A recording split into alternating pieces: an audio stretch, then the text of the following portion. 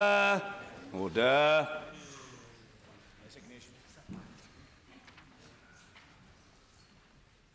The ayes to the right, 202.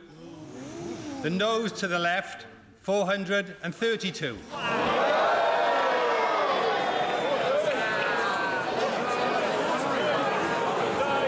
The ayes to the right, 202. The noes. Order. The ayes to the right, 202.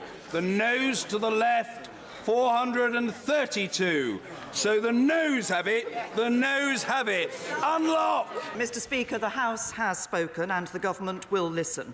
It is clear that the House does not support this deal, but tonight's vote tells us nothing about what it does support. Nothing about how or even if it intends to honour the decision the British people took in a referendum Parliament decided to hold. And people, particularly EU citizens who've made their home here, and UK citizens living in the EU, deserve clarity on these questions as soon as possible. First, we need to confirm whether this government still enjoys the confidence of the House. I believe that it does, but given the scale and importance of tonight's vote, it's right that others have the chance to test that question if they wish to do so. Second, if the House confirms its confidence in this government, I will then hold meetings with my colleagues, our confidence and supply partner, the DUP, and senior parliamentarians from across the House to identify what would be required to secure the backing of the House. The government will approach these meetings in a constructive spirit, but given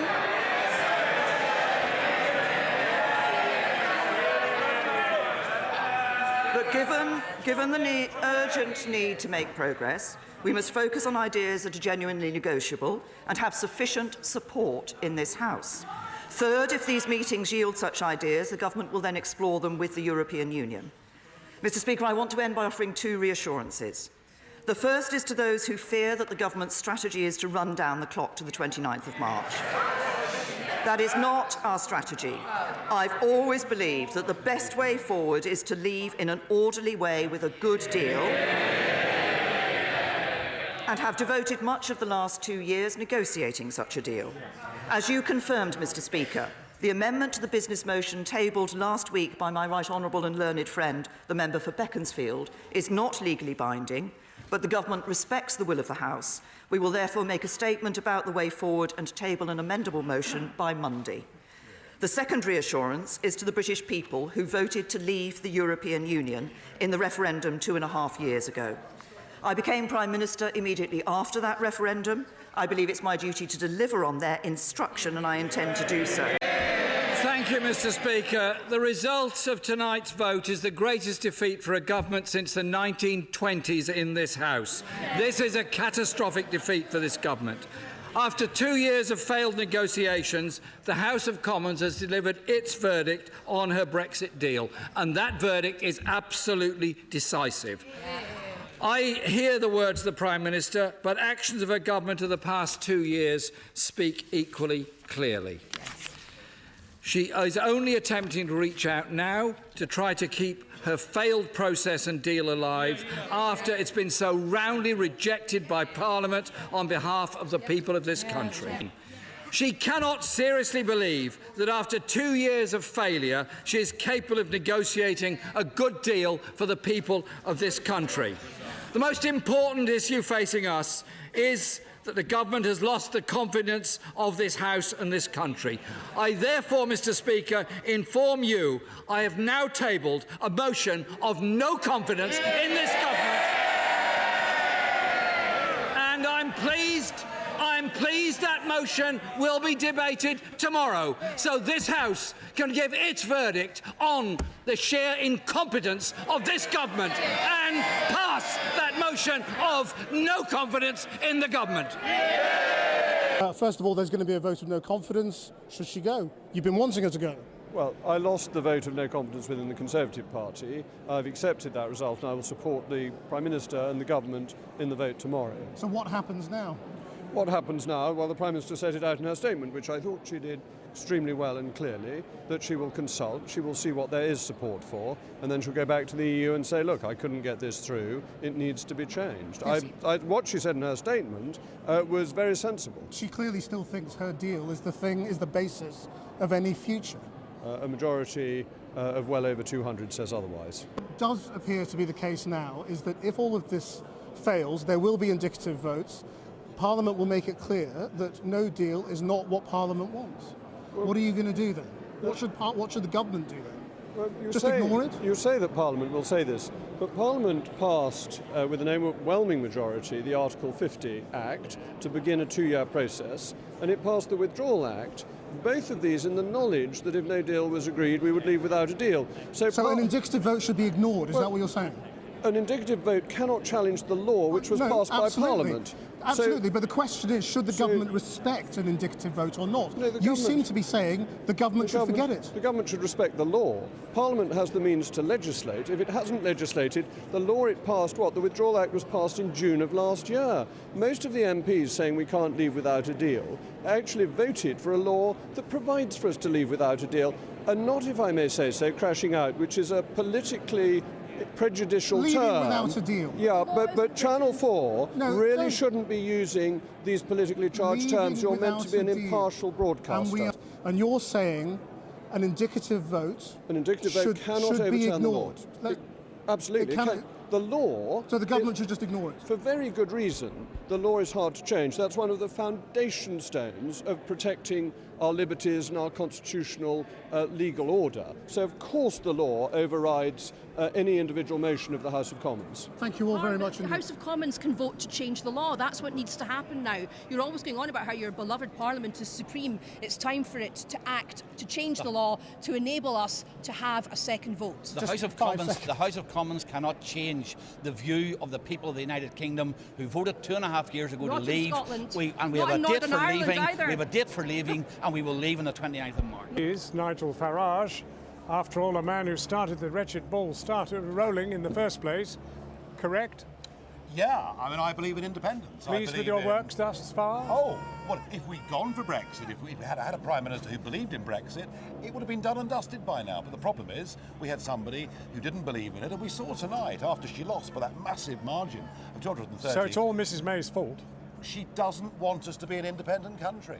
And that's the problem. Poor old thing. She's really struggled on this thing. She's given her all, you must admit. Well, she's useless. I mean, you can try hard and be useless, and she is utterly useless. That deal didn't suit anybody.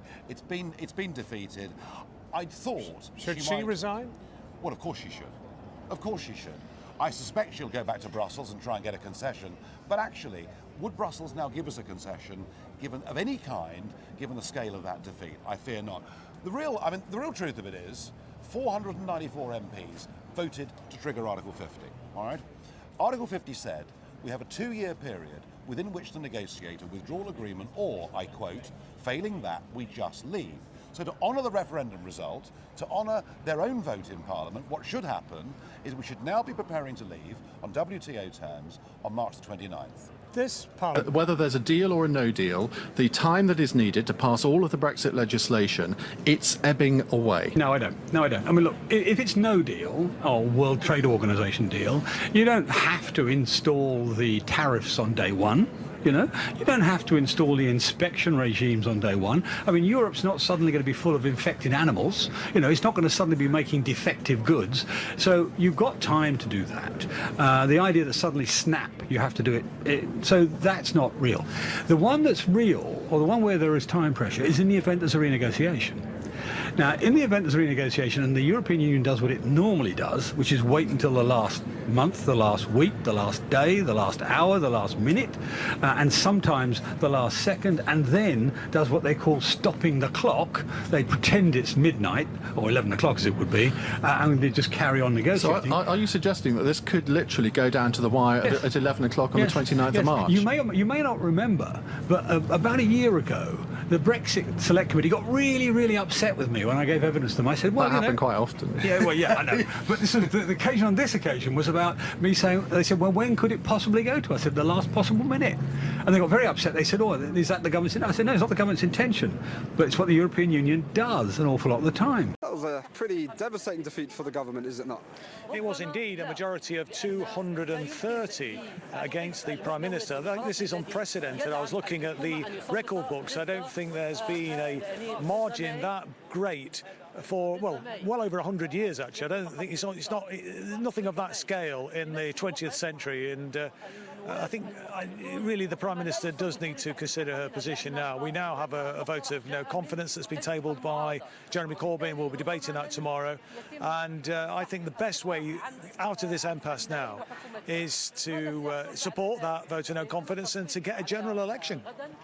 That's it. That's the question. The motion of no confidence. What are you hearing? I mean, there are a number of Tory MPs who would vote against this deal, but may not necessarily vote against themselves and perhaps put their own political futures in doubt. Are you hearing that there are a number of perhaps Tory MPs or even the DUP who are willing to get on board with that motion of no confidence in Theresa May and her government? Well, we're living in very febrile political times, and it's difficult to predict anything at this moment in time. Certainly, we've heard murmurings from some people on the DUP ranks who may have lost patience with the Prime Minister. I hope that is the case. If they do come on board, then obviously the government will lose. But there's also some Tories who I think are incandescent, really, at the way in which the Prime Minister has conducted herself. They're at the end of their tether. And there is a real possibility, but we'll know tomorrow whether they will actually come on side. If they don't, of course, that leaves us in a very, very difficult place. What do we do? Where do we go next? I don't think the Prime Minister is going to come back with a deal which is that much different to what she's put before the House, and it's been overwhelmingly rejected. And in the national interest, frankly, this government has to go. And I just hope that the MPs, perhaps on the government benches, and certainly the DUP, will look to themselves and actually think what is in the national interest. And quite clearly, it's not in the national interest for this government to continue. Theresa May rejected the idea that she was trying to run down the clock. But do you think, by default, if there are no other alternative options, that a no deal could be the way that we're headed? Well, that certainly suits, does it not, quite a lot of the Conservatives, who I think would be more than happy with a no-deal Brexit. And obviously we'd have to live with that if that's what happens. And it's pretty clear that that's what she has been doing. This vote should have taken place, let's remember, over a month ago, before Christmas. We could have then been into the situation of a vote of no confidence then, possibility of a general election. We would have now, by now, potentially been on the point of that election, which would then, I think, have given some time for the incoming administration to set about a truncated negotiation with the European Union. And certainly from our perspective, it was a Jeremy Corbyn-led Labour government. We'd be coming at it from a very different perspective to the Conservatives, and I think we would be in a position, actually, to negotiate a deal in a very short timescale. That, I think, is absolutely essential that we do that. But of course, the spectre of leaving the European Union without a deal is now a very real one. Well, I think it shows that Parliament, when it's asked to, can hold the executive to account in a very successful way. And I think that the House of Commons has shown that this deal was not right for the UK. We're a great country, a great economy, a great democracy. And the problem with the deal was it didn't really allow us to take advantage of the opportunities of Brexit. So you couldn't really do proper free trade deals, you couldn't really take back control of your laws, you were kept locked in, or else you had to accept the loss of control of Northern Ireland. She's saying she wants to reach out to you now to see what it will take. What will it take? I think there's a lot of us, and I think a large, you listen to people like my brother or across all sides on the Labour benches, all sides of the House of Commons, we think the fundamental problem lies in this Irish backstop that keeps us locked in the customs union and in the single market, or single market regulation, unless you're willing to cede effective control of Northern Ireland. And that's obviously not something that any UK government could do, so it's a trap. And what we need, and I think it's quite simple, is a voluntary exit from that backstop mechanism. So just the power to leave, the power to have the unilateral a hard Brexit. No, that's not a hard Brexit. No, the unilateral power to come out and to say, right, we're going to do our own thing and we'll strike a different arrangement. But there's stuff in this deal. I want to stress, Christian, there's stuff in this deal. Agree to that? I mean, how can Ireland agree to that? Because I think both sides in the UK, Dublin, Brussels, everybody's made the same point. We do not want a hard border. And not only that, but there's no need for a hard border or any intention to put a hard border in place. So we can fix that problem. What we need to do is use the implementation period that runs from March this year, or is, I hope, going to run from March 29th this year, to negotiate a big Super Canada-style free trade agreement with the EU. So you think we would still have a withdrawal agreement with an exit from the backstop, and then get rid of the political declaration and try and negotiate some sort of Canada deal? Pretty much right. I think that is what the PM needs to do now. She has a massive mandate now. What this vote has given Theresa May is a huge mandate for change of this agreement. She has the overwhelming view of MPs on both sides of the House of Commons that they want their democratic rights and democratic freedoms of this country upheld, and they want to see a Brexit that really lives up to what the people voted. I mean, Europe. The argument's no longer so much about the form of Brexit, it's about, are we still a democracy? When you have a referendum and you have it validated by a general election, do you do what people voted for, or do a few MPs say, actually, no, really, we know best and we must stop it? Parliament legislated for no deal. So all these people coming out of woodwork and saying, oh, we're against no deal. Well, how did they vote last June on the Withdrawal Act? That is the consequence of the Withdrawal Act. And it's also the consequence of exercising Article 50, which had an even larger majority in Parliament.